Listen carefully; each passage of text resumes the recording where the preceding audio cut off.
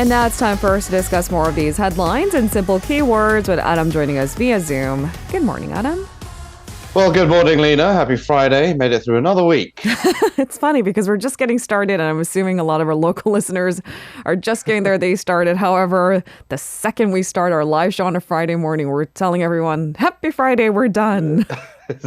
Well, it certainly feels like it for us anyway. But I guess, yes, other people, it's still a whole day to go before they do feel the weekend coming. But yeah, I think I kind of I jumped the gun there a bit. But, no, yeah. It's all of us. We shared the sentiment, which I think is hilarious because none of our listeners have called us out on it yet, but eventually they will.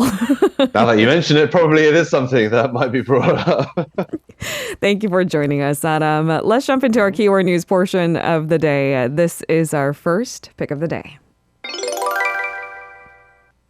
No-fly zone. So the South Korean military has belatedly confirmed a North Korean drone flew over no-fly zones, alarmingly close to a presidential office in Seoul when it intruded into country's airspace last month. So, I mean, there was a bit of back and forth that, sort of efforts to downplay that sort of drone invasion. What's the latest? Yeah, it doesn't really come at a good time as well, considering that President Yoon wasn't really happy with the way that the South Korean military dealt with these drones in the first place, intruding into South Korean territory. But President Yoon did order the military to immediately disclose that a North Korean drone did come into the no-fly zone after he learned that the public had gotten different information from what he was told. Now, the military cross-checked information on the path that the drones took, and briefed the president on Wednesday. The following day, which was yesterday, the military admitted publicly that one North Korean drone did actually enter what's known as the P-73 no-fly zone, contradicting its denial last week. It said the drone appeared to have flown through a part of the northern tip of the P-73 zone, so not really in deep into the fly zone. The top office and the defense ministry are both in this P-73 area, along with parts of the southern Seoul's Seocho and Dongjak districts, and also a part of Chunggo district in central Seoul as well. The Joint Chiefs of Staff said there was a change in its analysis after an inspection of the military's readiness posture over the latest intrusion. It, however, did dismiss the possibility that the drone flew directly over the presidential office, and it also brushed aside speculation that the drone might have taken photos of the presidential office and other nearby security facilities. This all comes amid more concerns because, of course, the presidential office is a facility or a building or an area, if you will, that would warrant, top security measures. And considering that a drone, small in size, albeit, did infiltrate even the northern tip of it, of course, is an area of concern. And the fact that the military got that information wrong or didn't disclose it publicly in the first place is also another area of possible criticism as well. And President Yoon, meanwhile, is continuing with his hardline stance against North Korea amid these kind of increased threats and provocations. He has reportedly ordered the Office of National Security to consider suspending this inter-Korean military agreement if the North conducts another provocation that breaches South Korean territory. This is something we mentioned yesterday as well. The ruling party and the opposition rarely agree on one thing, but it seems that on this issue, they do see a compromise there. I mean, the rhetoric in which how harsh they criticize the current military is a little different, but it seems that the compromise security is a point of concern for both of the parties. Right, so the military has been increasing and trying to improve on its deterrence measures against these small drones. That was part of the reason why they were evading the South Korean military's responses, because they were small in size and they were more nifty in its maneuvers. But the military is certainly stepping up its countermeasures, and hopefully it'll do better next time, if there is a next time, that is. That's right. It means that they want to be better prepared. That inter-Korean pact also comes into question. President Yoon alluded to the fact that if there is another compromise, if there is not a similar incident, for example, then the government might be inclined to just throw away that inter-Korean military agreement. We'll have to wait and see, but tensions clearly seem escalated. Let's move on to our second keyword of the day. next leader. So speaking of North Korea, there have been reports in the United States that North Korean leader Kim Jong-un could be readying his sister to be the regime's next leader if he does in fact pass away. There had been some questions about whereabouts for his son. We don't know too much details. We've spotted his daughter in public more frequently, but it seems that they're all too young. Certainly is. That's the analysis by experts that was hosted, that were part of this video conference or forum, if you will, that was hosted by the Center for Strategic and International Studies. And it comes amid rumors of Kim's ill health, which has made a lot of headlines, not just recently, but it has been kind of an ongoing story. Some of the reasons that were cited for the sister taking over was that the leader's children, as you mentioned, are currently too young. There had been reports suggesting Kim was kind of nurturing his daughter, but considering that she's only 9, according to reports, suggests there's still, a ways to go before she actually does become in contention for becoming the next leader. She is also only one out of a possible 3 children that Kim is said to have been seen in public, or public photos anyway. Kim's sister has been kind of one of his main confidants for several years as well, as the pair have been close from an early age. One expert suggested that if Kim was to die, then there wouldn't be much confusion and chaos or a collapse of the regime, because the sister will likely naturally take over, as there are pretty much no opposing parties in the north. There have been reports of some clashes, maybe on the top elite level between officials, but there's no, ruling and opposition party that you'll see in a normal democracy in North Korea. So it'll just likely be a natural succession to the next leader, of which Kim Yo-jong seems to be the likely person at the moment. Yo-jong has also been active in diplomacy in the past several years, and even more vocal when it comes to kind of diplomatic and overseas matters. She tends to have a relatively hardline stance against South Korea and the US. So whether, if she does become the next leader, become a problem for inter-Korean relations and, of course, relations with the US, of course, remains to be seen as well. But despite his health woes and inner circle battles, experts do believe that Kim intends to kind of cling on to power for as long as possible for the time being anyway. So all the speculation is certainly not something that is going to be of concern for the near future anyhow. All right, let's move on to our third keyword of the day. Escapee caught. So a Chinese man who had arrived in South Korea this week, who escaped quarantine 2 days after testing positive for COVID-19, has been caught at a hotel, it turns out. What's the latest?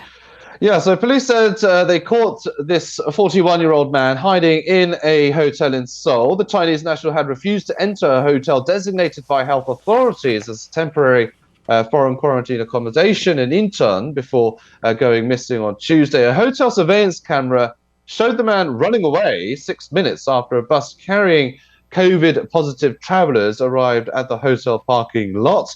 He ran to a supermarket about 300 meters away from the hotel and took a taxi to Seoul. That's according to the police investigation. A total of 42 police personnel were deployed to track the fugitive's whereabouts. Authorities will further investigate the reason why he fled and also the route he took. Of course, there needs to be this kind of, tracing of his tracks, because there has been a lot of concern over those coming in from China, and this does come amid toughened border controls of arrivals coming in from China, because there is a rise in cases there. He's suspected of violating the Infectious Disease Control and Prevention Act, and he may face a maximum 1-year jail term or a fine of up to 10 million won, let alone deportation if he is convicted of breaching the law. Now, health authorities are under kind of criticism for the loose quarantine system for foreign arrivals from China who tested positive. A health official said that authorities will take proper steps in collaboration with police and related agencies to prevent such an incident from happening again.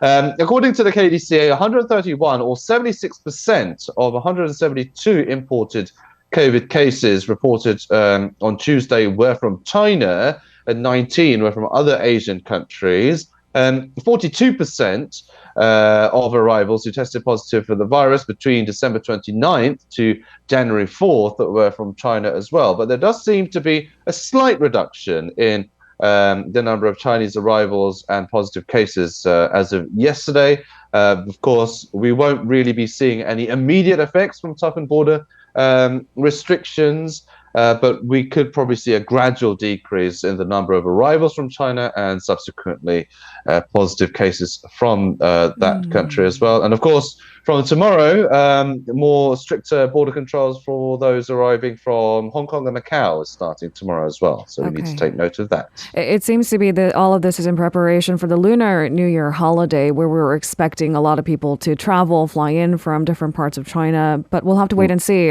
Do these quarantine measures deter some of those travelers?